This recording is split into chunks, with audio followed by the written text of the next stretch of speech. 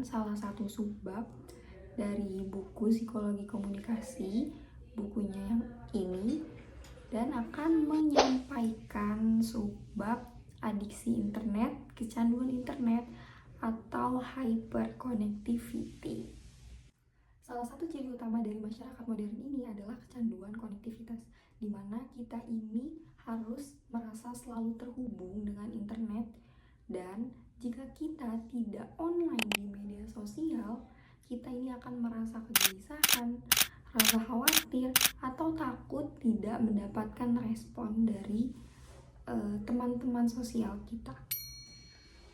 Dalam buku Psikologi Komunikasi menjelaskan bahwasanya konektivitas ini yang dicari bukan hanya suatu informasi, melainkan rasa ingin diakui, rasa ingin diperhatikan, dan tidak merasa sendirian.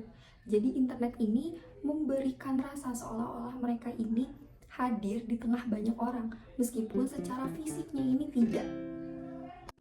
Pengertian dari internet sendiri bukan hanya dipahami sebagai bentuk teknologi, tetapi merupakan sebagai media komunikasi. Melalui internet, manusia juga dapat berkomunikasi dengan mudah, cepat, tanpa adanya batasan ruang dan waktu. Sisi positif dari komunikasi tanpa tatap muka langsung yaitu adalah di mana individu ini lebih merasakan aman karena dapat mengatur citra dirinya sendiri, dan individu ini tidak memiliki tekanan sosial. Jadi komunikasi online ini secara tidak langsung menciptakan rasa atau sisi psikologis yang aman bagi individu tersebut. Kemudian konsep dari adiksi internet ini sendiri merupakan konstruksi ilmiah yang dikembangkan untuk memahami perilaku manusia dalam konteks komunikasi modern. Fokusnya ini bukan terhadap internetnya sebagai media, tetapi fokusnya ini terhadap hubungan psikologis antara manusia dan media tersebut. Untuk memahami adiksi internet ini sendiri, para ahli telah membagi 8 gejala utama. Nah, gejala-gejala ini dipahami untuk melihat bagaimana individu ini mengalami perkembangan ketergantungan pada internet terhadap sisi psikologisnya yang mengganggu kegiatan mereka sehari-hari atau mengganggu produktivitas kehidupan mereka.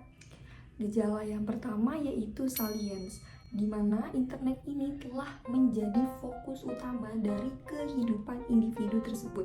Jadi, individu ini hanya memiliki pikiran untuk selalu online dalam bersosial media.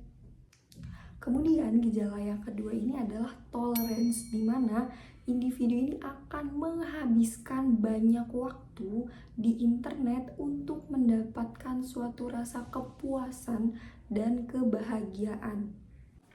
Selanjutnya ada mood modification, di mana internet ini dijadikan sasaran ketika dirinya ini merasakan suatu stres terhadap tekanan, rasa bosan, ataupun rasa kesepian dalam dunia nyatanya. Yang keempat ada loss of control, di mana individu ini sebenarnya sudah mengetahui bahwasanya mereka sudah berlebihan dalam menggunakan internet, tetapi tidak dapat dihentikan.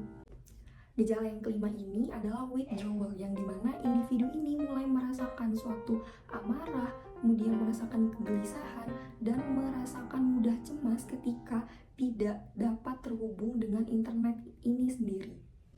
Kemudian yang keenam ini adalah denial dan concealment, yang dimana penolakan terhadap masalah dan usaha penyembunyian penggunaan internet dari orang lain. Gejala yang ketujuh yaitu adalah masalah dan konflik, di mana dalam dunia nyatanya sudah muncul berbagai masalah seperti penurunan prestasi akademik atau penurunan dari kegiatan aktivitas-aktivitas nyata di sosialnya. Kemudian gejala yang terakhir atau gejala yang ke-8 ini adalah relapse, di mana ketika individu ini sudah mencoba berhenti dari penggunaan atau pola penggunaan internet yang lama, kemudian setelah dia berusaha ini, dia kembali ke pola sebelumnya, yaitu ketergantungan terhadap penggunaan internet. Kemudian dalam subbab ini juga membahas tentang kritik terhadap konsep adiksi internet, yang dimana Tidak semua individu dalam penggunaan jangka waktu yang lama terhadap internet atau terus-menerus online ini disebut dengan kecanduan.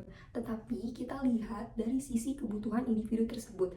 Apakah dia menggunakan penggunaan yang lama ini untuk hal-hal yang positif seperti pekerjaan. Jadi perlu dibedakan antara penggunaan yang sesuai kebutuhan dan penggunaan yang merusak sisi psikologisnya dalam produktivitas keseharian individu tersebut.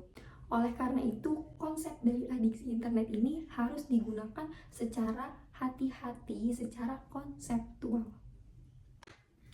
Melalui konsep psikologi komunikasi, ini mengajak kita untuk menggunakan internet secara bijak agar dapat menjaga keseimbangan antara dunia maya dan dunia nyata, serta bagaimana kita untuk mengendalikan teknologi tersebut, bukan kita yang dikendalikan oleh teknologi.